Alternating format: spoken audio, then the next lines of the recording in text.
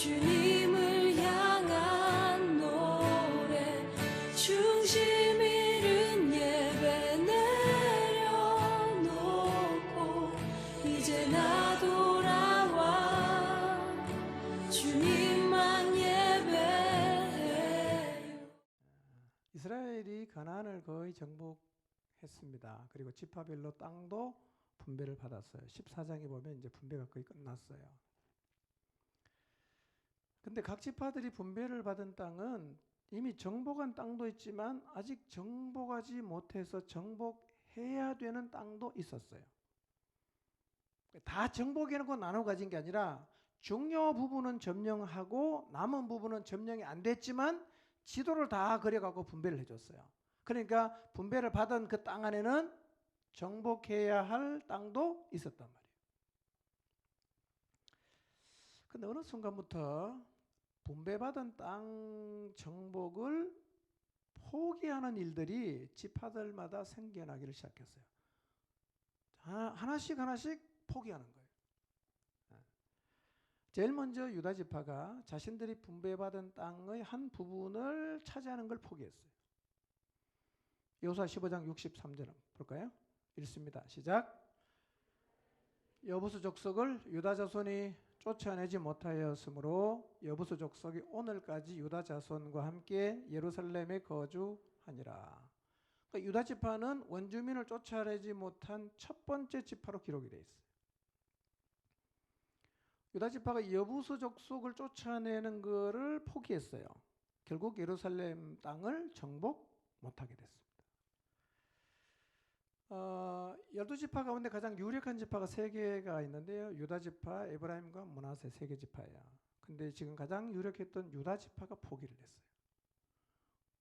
어떤 영향이 미칠까요? 좋은 영향일까요? 나쁜 영향일까요?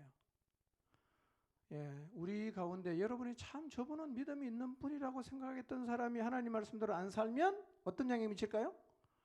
아, 저렇게 안 살아도 괜찮구나. 이렇게 영향이 된단 말이에요. 나쁜 영향을 주겠죠? 그래서 그 이후로 사실은 줄줄이 지파들마다 분배받은 땅을 포기하는 일들이 일어났어요. 사사기 1장 27절에서 36절인데요. 읽지는 않겠습니다. 그냥 화면을 보시면 되고요. 뒤로는 제 설명을 들으시면 됩니다. 므낫세 지파가 베스안과 다낙과 이블르함과 머깃도 주민을 쫓아내지 못함으로 포기합니다. 이 땅 포기한다. 에브라임 지파가 게셀에 거주하는 가나안 족속을 쫓아내는 걸 포기함으로 그 땅도 포기했어요.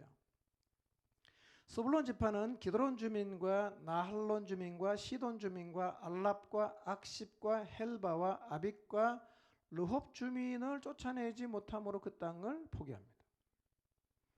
아셀 지파는 그 땅의 주민인 가나안 사람을 쫓아내지 못하여 섞여 살기로 결심함으로 그 땅을 포기합니다. 납달리 지파는 베세메서 주민과 벳아낫 주민을 쫓아내지 못하고 노역시키는 손에 둠으로 그 땅 정복을 포기했습니다.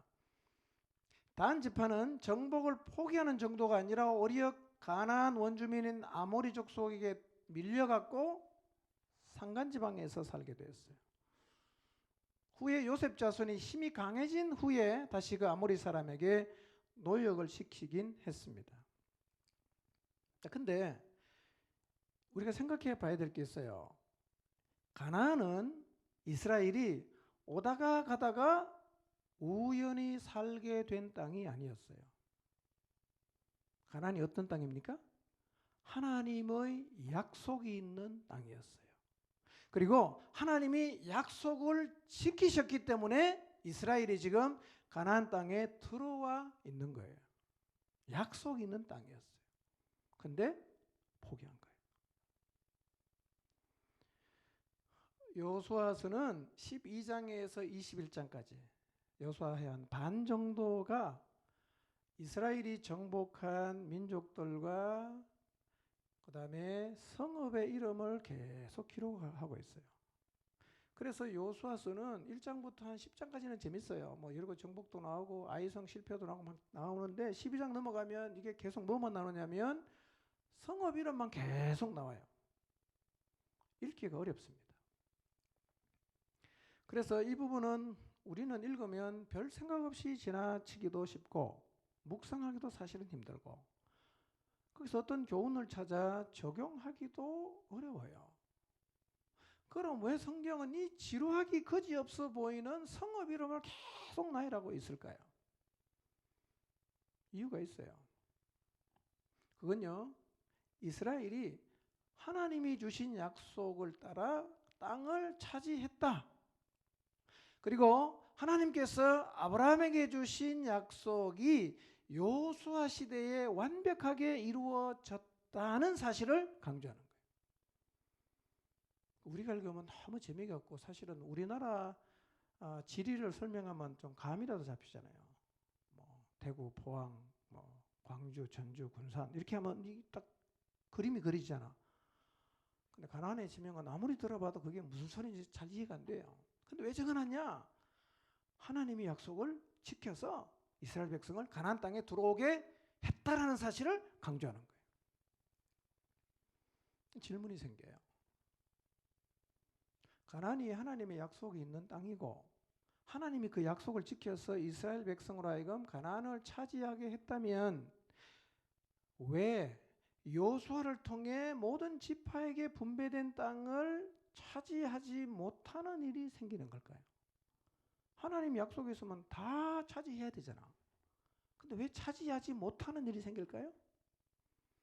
하나님이 약속했다면 이스라엘이 어떤 반응을 보이든 간에 각 지파들이 그들 지파에게 분배해 준 땅을 완벽하게 정복해야 되지 않겠어요? 근데 실제로 우리가 위에서 살핀 것처럼 이스라엘 각 지파들은 자신들이 분배받은 땅에 살고 있는 가나안 거민을 쫓아내지 못했어요. 그래서 그 땅을 정복하지 못하는 일이 속출했어요. 왜 이런 일이 생기는 걸까요? 자, 오늘날에는 하나님이 주신 약속이 있음에도 불구하고 그 약속의 성취를 보지 못하는 일이 없을까요? 우리에게. 분명히 약속을 했지만 그 약속의 성취를 보지 못하는 일이 우리에게는 없을까요? 혹시 여러분 한번 돌아보십시오. 여러분 인생 가운데 하나님께서 여러분에게 주신 약속이 있었는데 여전히 그 약속의 성취를 보지 못하고 있는 영역은 없는가? 생각해 보십시오. 이 상황이 우리에게 주는 중요한 교훈이 있습니다. 그게 뭐냐면 하나님의 약속이 있다고 해서 무조건 그 약속이 성취되는 것은 아니라는 거예요. 하나님의 약속이 있어도 순종의 걸음을 옮겨야 성취가 되고 순종의 걸음을 옮겨야 차지할 수가 있어요.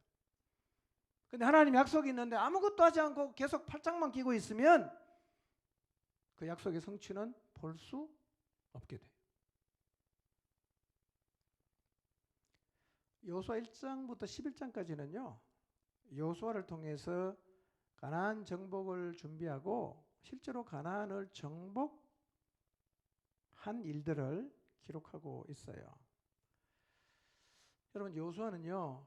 하나님의 약속이 있는 가나안을 차지하기 위해서 뭘 했냐면 수많은 전쟁을 치렀어요. 이 말을 잘 기억하십시오. 하나님의 약속이 이미 있는 땅을 차지하기 위해서 수많은 전쟁을 치렀어요. 그리고 그 약속의 땅은 전쟁을 통해서 차지했어요. 전쟁.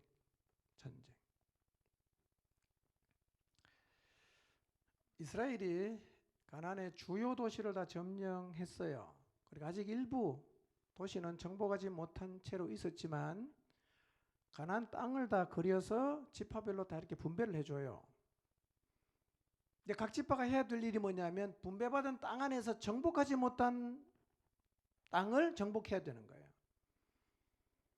그런데 위에서 본 것처럼 유다 지파부터 시작해서 많은 지파들이 그 땅을 차지하지 못했어요.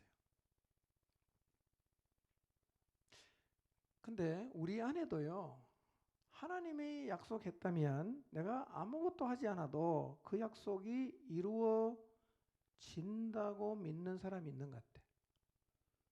그래서 늘 약속을 주장하긴 하는데 그 약속을 이루기 위해서 아무 일도 하지 않는 사람이 있어요. 아무것도 안 해요.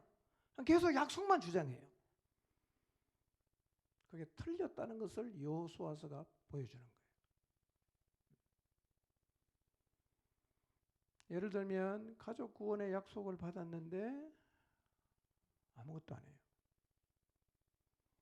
남편 구원에 대한 약속을 받았어요. 근데 아무것도 안 해요. 이루어질까요? 여러분, 이미 가나안은 아브라함에게 하나님이 주겠다고 약속한 땅이었어요. 그런데 그 땅은 어떻게 정복했습니까? 전쟁을 통해서 정복했어요. 전쟁. 여러분, 하나님의 분명한 약속이 있었던 가나안 땅 가운데 여리고성을 정복하는 과정을 한번 생각해 보세요. 자, 여리고성은 이미 약속이 있습니다. 근데 여호수아와 이스라엘 백성이 그 여리고성을 차지하기 위해서 전쟁하는데요. 그 장면을 한번 연상해 보세요. 그 긴장감. 무기도 없잖아요. 근데 성을 무너뜨려야 되는데 하나님은 자꾸 가라고 하죠. 얼마나 긴장했겠어요. 투지 있는 믿음, 목숨 건 순종. 여러분, 성 주변 돌다가 고대 전쟁에는 위에서 돌 던지면 돌에 맞아 죽거든요. 근데 그걸 돌아야 되잖아.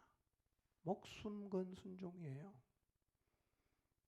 여러분, 약속이 있었지만 여리고성은 그렇게 정복이 됐어요.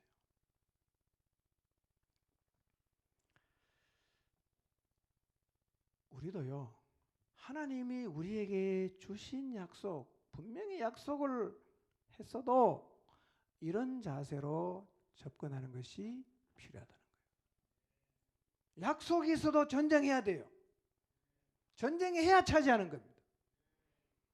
근데 우리는 약속이 있으면 아무것도 안 하고 때가 되면 그냥 될 거라고 생각을 하는 경향이 있는 것 같아요. 그렇지 않습니다.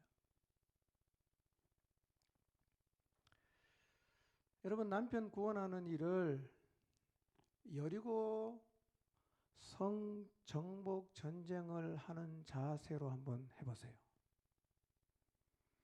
여러분의 자녀에게 복음을 전하고 그들을 건져내는 일을 그런 자세로 한번 해보십시오. 목장을 리빌링 하는 것도 그런 자세로 한번 해보시기를 바랍니다. 우리가 하나님이 우리에게 주신 약속을 이루기 위해서 여리고에서 전쟁하듯 그런 자세로 나간다면 어쩌면 우리가 포기했던 많은 땅을 차지하게 될 거예요. 목숨 건 전쟁이었어요. 차지했어요.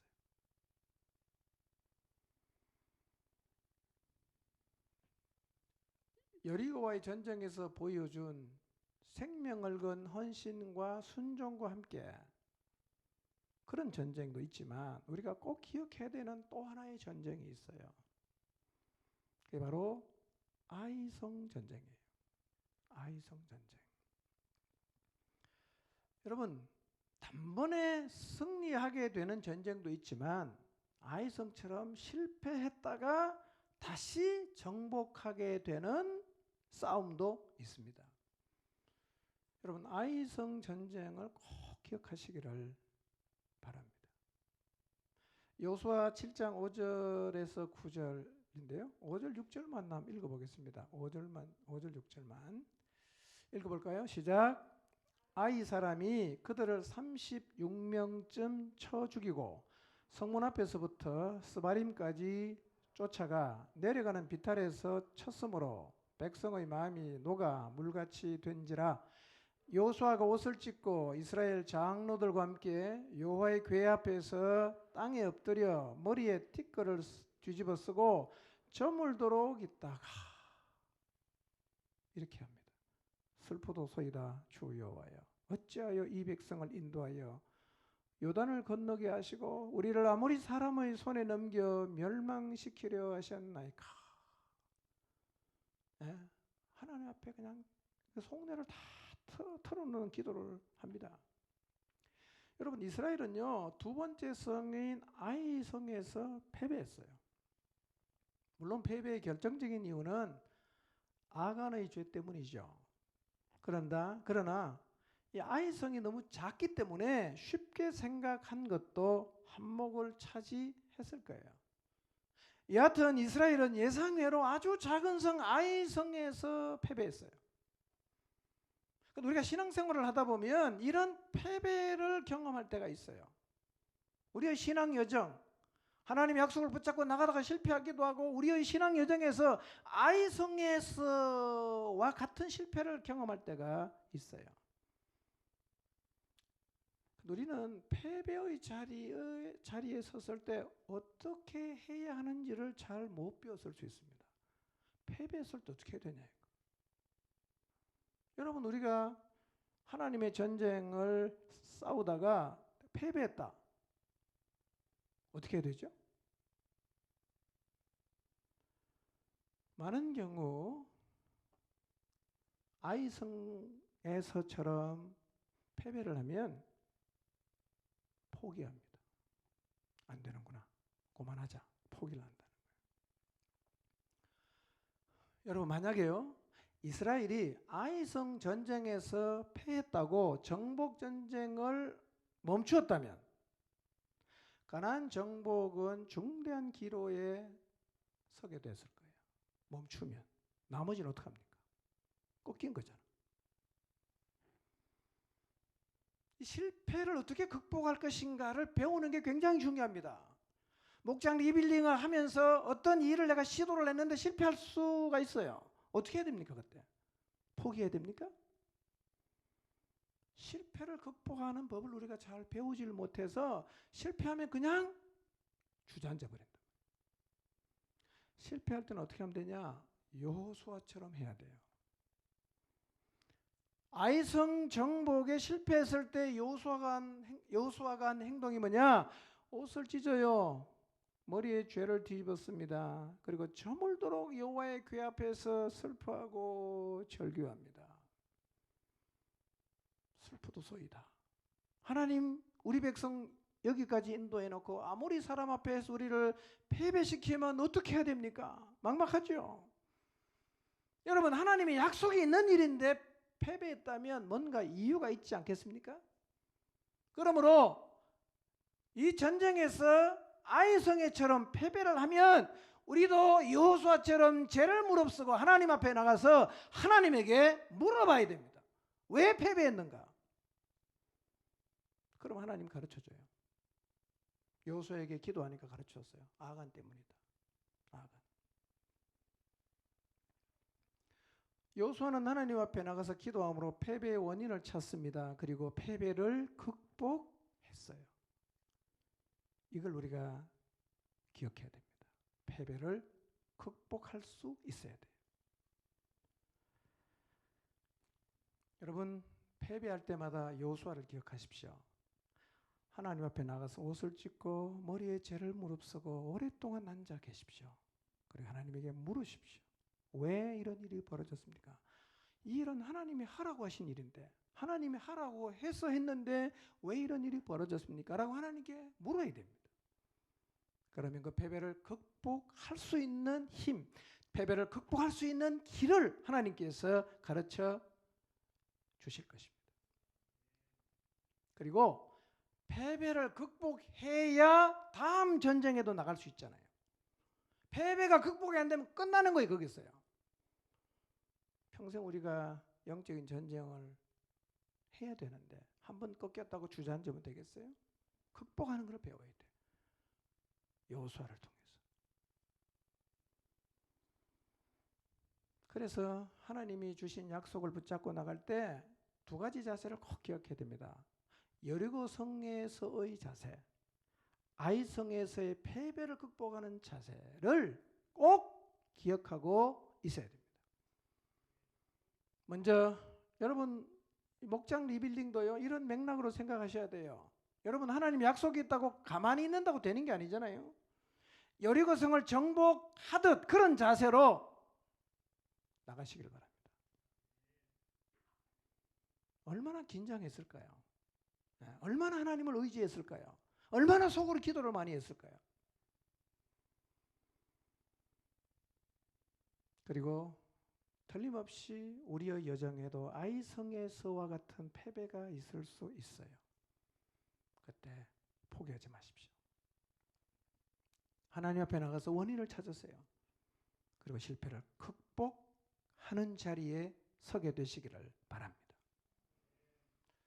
자, 그러면 이스라엘 각 지파가 분배받은 땅을 정복하지 못한 이유가 뭘까? 왜 못했을까? 몇 가지 생각해 보겠습니다. 여러분, 이스라엘 지파들이 왜 약속이 있고 분배해 준 그 땅을 차지하지 못했을까요? 왜 그랬을 것 같아요? 지금 에어컨을 껐나요? 켰나요? 껐어요? 좀 켜야 되겠어요. 졸리기 좋은 온도여서 지금 몇 분이 정신없이 졸고 있어요. 좀 깨워주시고 시원한 바람을 보내드릴 테니까 지금부터라도 정신 바짝 차리고 말씀을 잘 들으시기 바랍니다. 멀리 떨어져서 깨우기도 힘들죠. 자, 왜 분배받은 땅을 정복하지 못했냐? 첫 번째, 상대가 너무 강했어요. 상대가 너무 강해서. 여호수아 17장 16절 같이 읽어보겠습니다. 시작.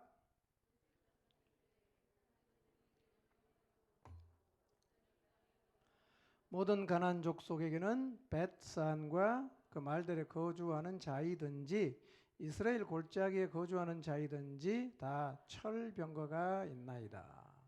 여기 앞에부터 조금 설명하면 요셉 지파는 두 개거든요. 왜 두 개냐면 야곱이 이집트에 내려갔을 때 요셉이 거기서 아들을 둘을 낳았어요.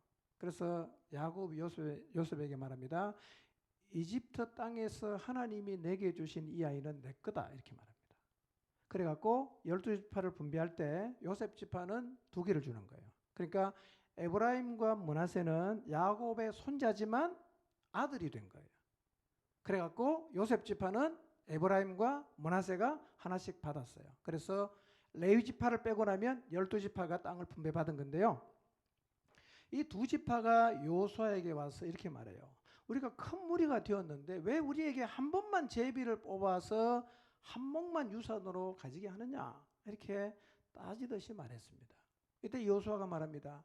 그 땅이 너무 좁으면 너희가 산림에 올라가서 스스로 개척해라. 널려있는 땅이 있으니까 개척하면 된다. 요셉 자손이 대답합니다.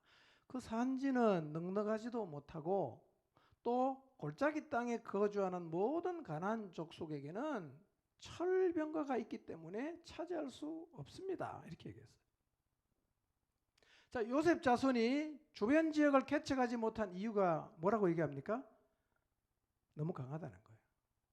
철병거가 있기 때문에 우리가 어떻게 할 수가 없다. 그렇게 얘기했습니다. 오늘 우리도 이런 이유로 하나님의 약속을 받았음에도 갈 수 없다고 생각하고 있을 수 있어요. 가족 구원에 대한 약속은 받았는데 아버지가 너무 강하고 어머니가 너무 강하니까 아예 갈 생각을 안 하고 있어요. 형님이 너무 강해. 언니 오빠가 너무 강해서 복음을 전할 생각조차도 하지 않고 있어요. 왜 안 가냐? 아이고, 우리 아버지는 못해요. 이게 요셉 자손의 변명하고 똑같은 거예요. 강했어. 우리도 하나님의 약속이 있는 땅을 향해서 가지 못하는 첫 번째 변명이 아마 비슷할 거예요. 너무 강하기 때문에 갈 수 없습니다. 두 번째, 왜 차지하지 않았는가? 사는데 지장이 없어서 그랬어요. 사는데 지장이 없어. 자, 여호수아 16장 9절과 10절을 한번 볼까요? 읽습니다. 시작. 므낫세 자손의 유산 가운데는 에브라임 자손 몫으로 구별된 성읍들과 그 주변의 마을들도 있었다. 그러나 그들이 게셀에 사는 가나안 사람을 쫓아내지 않았으므로 가나안 사람들이 오늘날까지 에브라임 지파와 함께 종노릇을 하고 있다. 에브라임 지파는 게셀에 살고 있는 가나안 사람을 쫓아내지 않았어요. 그래서 가나안 사람들이 에브라임 지파와 같이 살면서 종살이했어요.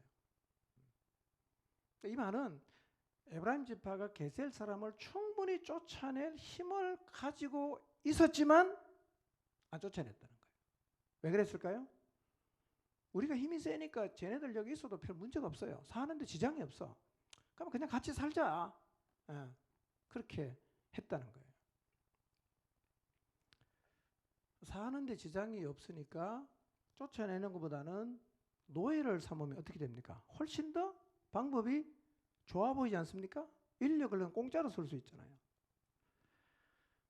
자, 하나님 말씀은 쫓아내라고 했는데 이 사람들은 안 쫓아내고 공존했단 말이에요. 노예로 삼았으니까 당장은 이익이 되는 것처럼 보였을 거예요. 그런데 사사기로 가보세요. 쫓아내지 않은 이 가나안 족속이 이스라엘을 도리어 잡아먹어요. 그렇기 때문에 사는데 지장이 없어도 하나님이 주신 약속의 땅은 우리가 점령을 해야 되는 겁니다. 우리도 어쩌면 그러고 있을 수 있어요. 당장 지금 사는데 지장이 없으니까 쫓아낼 수 있는 힘이 있지만 안 하는 거예요. 여러분, 하나님 말씀대로 순종하셔야 돼요. 세 번째로, 왜 안 쫓아내냐? 전쟁하는 게 싫었어. 좀 이해는 돼요. 전쟁이 아마 냄새가 날 거예요. 5년 동안 계속 전쟁했으니까 얼마나 힘들었겠어요. 아주 그만 싸우고 싶다. 자, 여호수아 17장 12절 13절 한번 볼까요? 읽습니다. 시작. 그러나 므낫세 자손이 그 성읍들의 주민을 쫓아내지 못하며 가나안 족속이 결심하고 그 땅에 거주하였더니 이스라엘 자손이 강성한 후에야 가나안 족속에게 노역을 시켰고 다 쫓아내지 아니하였더라. 결심하고 안 나간다고 하면 싸워서 쫓아내야 되잖아. 이거만 그냥 살아라. 뭐 하기 싫은 거야? 전쟁하기 싫은 거예요. 전쟁하기 싫어요. 그래서 공존의 길을 선택했어요. 2번과 좀 비슷한 경우죠.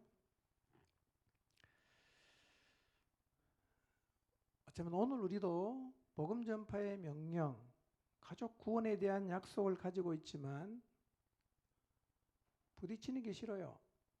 불편한 관계가 되는 게 싫은 거예요. 괜히 아버지한테 이 얘기했다가, 괜히 오빠한테 이 얘기했다가 좋았던 관계 깨질까 봐 말 안 하는 거예요. 그대로 상태를 유지하고 공존하고 있을 수도 있습니다. 여러분, 목장 리빌딩도요, 괜히 건드렸다가 시끄러운 거다 가만 내버려도 그냥 가는 게 좋겠다. 그래서 우리가 싸움을 포기할 수가 있어요. 여러분, 전쟁을 싫어하시면 안 돼요. 하나님 약속을 성취하기 위해서 우리가 치러야 하는 전쟁은 해야 됩니다. 만약 우리가 전쟁을 싫어해서 쫓아내지 않고 공존하면 결국 그들이 우리를 삼키게 돼요. 사사기는요, 그렇게 살아간 삶의 결과가 어떻게 되는지를 우리에게 경고하는 거예요. 그런데 우리가 이 말씀을 마음에 깊이 새겨야 되는 이유가 뭐냐면 오늘날 너무나 많은 그리스도인들이 이렇게 살고 있어요. 강하니까 정복 안 하려고 합니다. 별 사는데 지장 없으니까 내버려둬요. 싸우기 싫으니까 내버려둬요. 다 이렇게 살고 있어요. 어떻게 될까요? 사사기의 결과를 맞이할 수밖에 없습니다. 저는 한국교회가 이미 사사기 시대의 초입에 들어섰다고 생각합니다. 우리가 전쟁을 포기했어요. 불신 자녀들 이제는 더 이상 복음 전하려고 하지도 않습니다. 불신자와 신자가 공존하는 길을 택했어요. 우리의 다음 세대들이 하나님을 떠나고 있습니다. 제가 우리 교회를 이렇게 보니까요, 우리 안에 2세들 가운데 안 믿는 애들이 점점 많아집니다. 5년 전만 해도 2세들이 다 믿었거든요. 혹시 여러분 자녀에게 복음 전하고 예수님 믿고 그리스도인 만드는 걸 혹시 포기하신 분 계십니까? 안 된다 쟤는 내버려 두자. 혹시 그런 분 계시나요?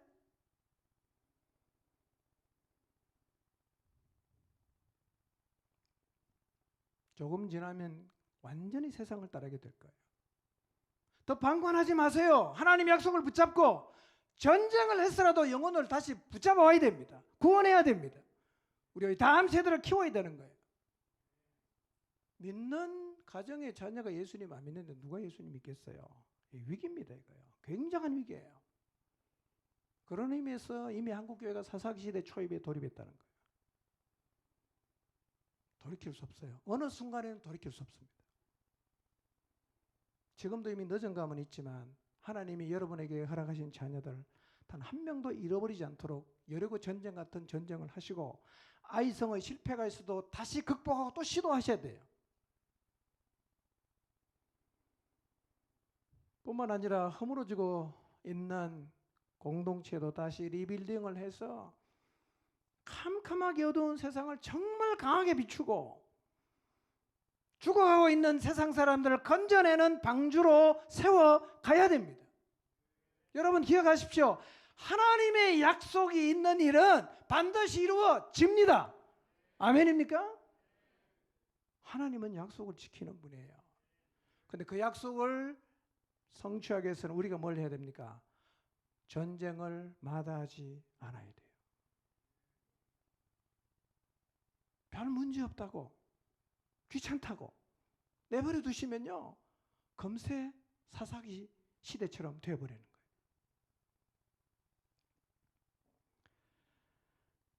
사실 이스라엘 백성들이 지파들이 가나안 족속을 쫓아내지 못한 가장 큰 이유는 영적인 태만입니다. 영적인 태만. 영적으로 깨어있으면 가나안 정복은 가능합니다. 영적으로 깨어있으면 적이 아무리 강해도 가나안 땅은 정복할 수 있습니다. 갈렙이 그걸 우리에게 보여주는 거예요. 갈렙이 되는구나. 저 사람 보니까 되는 게 맞네. 우리가 안 된 거는 하나님 약속을 안 지킨 게 아니라 우리가 하나님을 신뢰하지 못하고 우리가 영적으로 주저앉아 있었기 때문에 그렇구나 라는 사실을 우리는 갈렙을 통해서 다시 마음에 새겨야 돼요.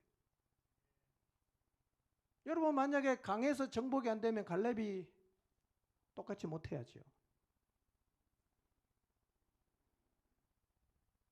여러분 갈렙이 정복 전쟁을 한 지 5년이 지나서 땅을 이렇게 분배하는 시점인데요.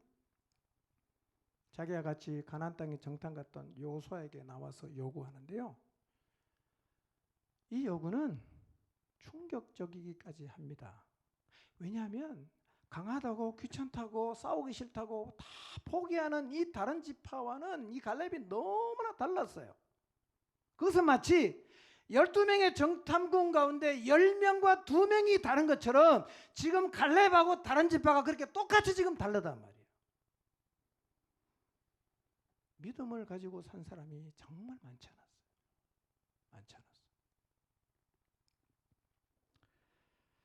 여호수아 14장 12절에서 14절 한번 볼까요? 읽어봅시다. 시작.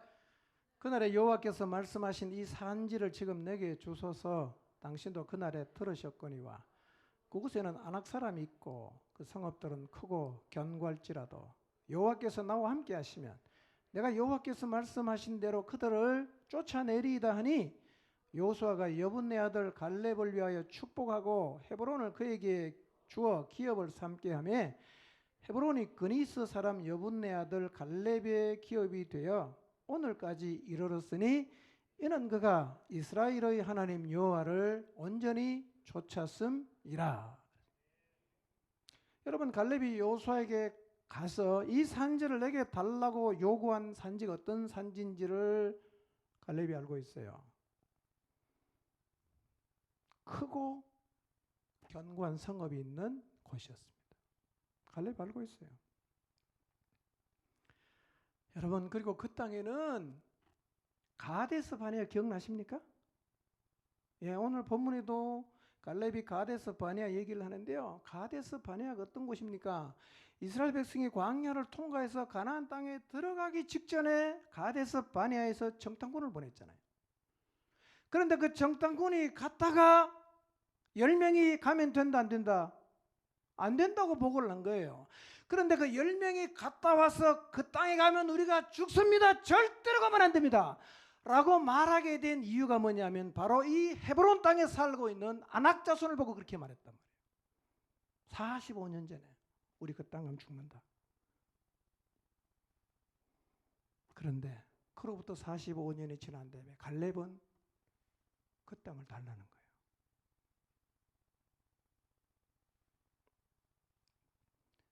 내가 차지하겠다고. 여호와께서 말씀하십니다. 능히 쫓아낼 수 있다고. 헤브론이 어떤 곳인지를 성경이 소개합니다. 여호수아 15장 13절 14절 한번 볼까요? 읽겠습니다. 시작.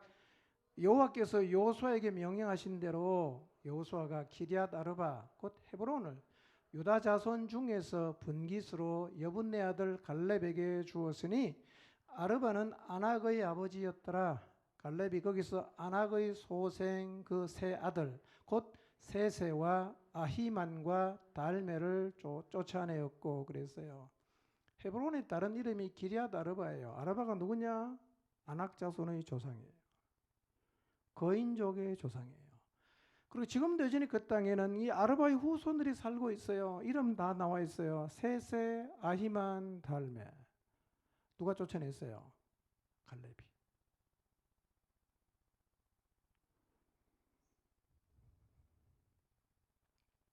이때 갈렙 나이가 몇 살입니까? 85세. 여러분, 사람 나이가 85세쯤이면 이제 편히 쉬면서 인생을 마감할 때 아닙니까? 참고로 철병가가에서 못 갑니다. 사는데 지장 없으니까 우리는 정복 안 합니다. 전쟁에 이제는 신물납니다. 전쟁 안 하겠습니다. 그렇게 해서 쫓아내기를 포기하고 공존의 길을 선택한 사람의 나이가 몇 살인지 아십니까? 제일 많은 사람이 45이요. 광야 세대는 가데스 바네에서 다 죽었어요. 그리고 거기서 태어난 세대만 가나안 땅에 들어왔으니 오자마자 태어난 사람이 지금 45이고 나머지는 다 그 밑으로예요. 40대 혹은 30대예요. 여러분 30, 40대가 혈기가 제일 왕성할 때 아닙니까? 근데 그들은 다 못 간다 그럽니다. 다 포기했어요. 그런데 그 젊은이들보다 나이가 40세 이상이나 많은 노인이 젊은이도 두려워하는 거인족이 있는 헤브론 땅을 달라고 요구하지 않습니까? 무엇이 갈렙을 이런 사람이 되게 했을까요? 남다르지 않아요?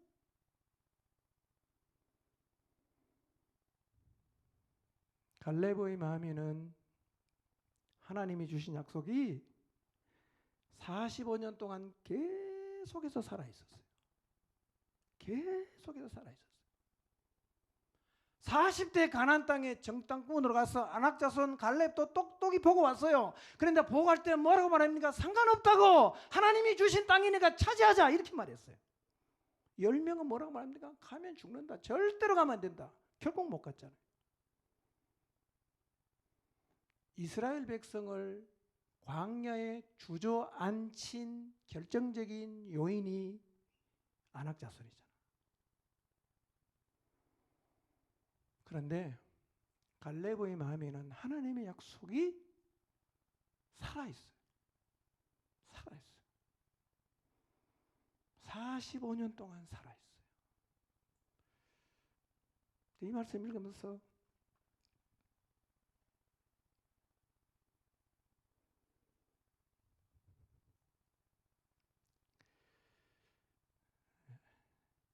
참 도전이 됐어요. 여러분 마음속에 계속 하나님 말씀이 살아있습니까? 5년 전이나 10년 전이나 지금이나 똑같고 20년 전이나 지금이나 똑같고 잠깐 살아있다가 없어져 버리고 잠깐 살아있다가 없어져 버리고 갈렙은요 45년 동안 하나님의 약속에 그의 마음속에 살아 숨쉬고 있어요. 45년 전이나 45년 후나 똑같잖아요. 똑같은 얘기합니다.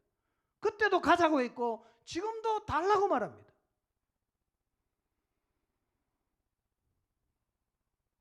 다르게 표현하면 갈렙은 45년 동안 영적으로 깨어 있었어요. 그의 마음에는 하나님의 말씀이 살아 있었어요.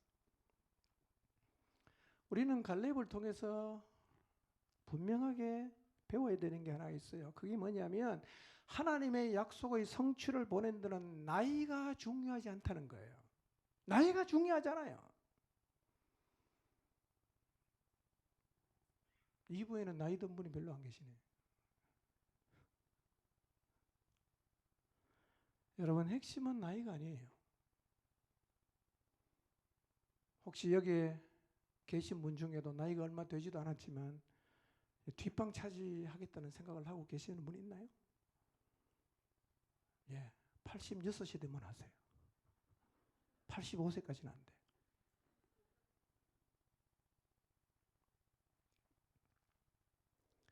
핵심은 나이가 아니에요. 영적으로 깨어있는 거예요. 마음속에 하나님 약속이 살아있는 거예요. 만약 오늘 우리의 마음속에 갈렙의 마음속에 살아있었던 그 하나님 말씀이 살아있다면 우리도 갈렙하고 똑같이 살 수가 있어요. 아멘입니까? 갈렙의 용맹이 아니라 말씀의 힘인 것입니다. 여러분, 하나님 말씀에는 엄청난 힘이 있어요. 만약에 오늘 우리들의 마음속에 하나님의 약속의 말씀이 살아있다면 목장 리빌딩 하는 일이 아무리 힘들고 어려워도 우리도 갈렙처럼 넉넉하게 감당하게 될 것입니다. 또 한 가지 우리가 배울 수 있는 게 있어요. 그게 뭐냐? 상황이 문제가 아니에요. 우리는 자꾸 상황을 얘기합니다. 여러분, 헤브론이 점령하기 쉬운 땅입니까? 이스라엘을 주저앉힌 땅이라고 말씀드렸죠. 10명이 가서 보더니만 절대로 못 들어간다고 보고한 족속이 바로 아낙 족속이었어요. 그런데 하나님의 약속이 살아있는 갈렙에게는 그 상황은 아무런 문제가 되지 않았어요. 그래서 85세가 되었지만 저 산지를 내게 달라고 담대하게 요구합니다. 그리고 실제로 차지했어요. 그 속에 있는 거인들 다 쫓아냈잖아요. 왜 안 된다고 생각하십니까? 상황 때문에? 정말 상황이 문제가 되는 겁니까?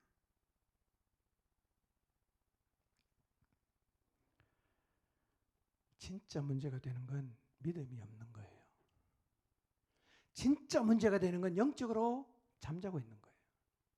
진짜 문제가 되는 거는 내 마음 안에 하나님의 약속이 안 살아있는 거예요. 상황이 문제가 아닙니다. 만약에 우리의 마음속에 하나님 말씀이 살아있다면 지금이라도 우리도 갈렙처럼 이 산지를 내게 달라고 요구하고 믿음을 가지고 아낙 자손이 살고 있는 헤브론으로 달려가게 될 것입니다.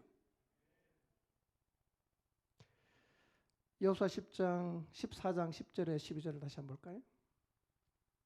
읽어봅시다. 시작.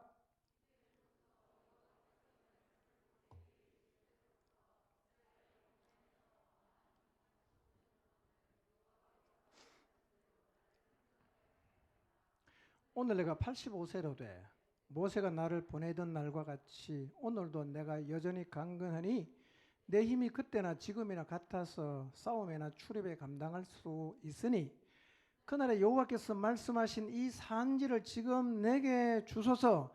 당신도 그날에 들으셨거니와 그곳에는 아낙 사람이 있고 그 성읍들은 크고 견고할지라도 여호와께서 나와 함께 하시면 아멘. 네. 갈렙도 알고 있잖아요. 아낙 사람이 살고 있다는 거. 성읍이 크고 견고하다는 것도 다 알고 있어요. 이게 문제가 아니에요. 이렇게 말하잖아요. 여호와께서 나와 함께 하시면.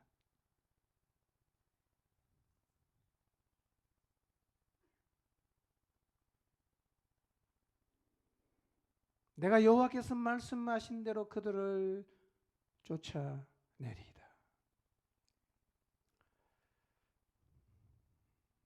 나이가 갈렙과 비슷하거나 비교적 나이가 좀 들었다고 생각하시는 분들, 아낙 자손이 살고 있는 헤브론을 앞에 두신 분들, 갈렙처럼 말할 수 있게 되기를 바랍니다. 이 산지를 내게 주십시오. 내가 그들을 쫓아내겠습니다. 믿음으로 선포하는 자리에 서게 되시기를 바랍니다. 우리 앞에 놓인 헤브론은 무엇일까요? 아낙 자손이 살고 있고 크고 견고해서 정복이 도저히 불가능해 보이는 우리 앞에 놓인 헤브론은 무엇일까요? 상황이 문제가 되지 않습니다. 아낙 자손이 살고 있다고, 성읍이 크고 견고하다고 포기하지 말고 갈렙처럼 하나님이 주신 약속에 대한 흔들리지 않는 믿음을 가지고 이 산지 안악자손이 살고 있는 헤브론을 내게 달라고 요구하는 자리에 여러분 모두가 서게 되시기를 주님의 이름으로 축원합니다.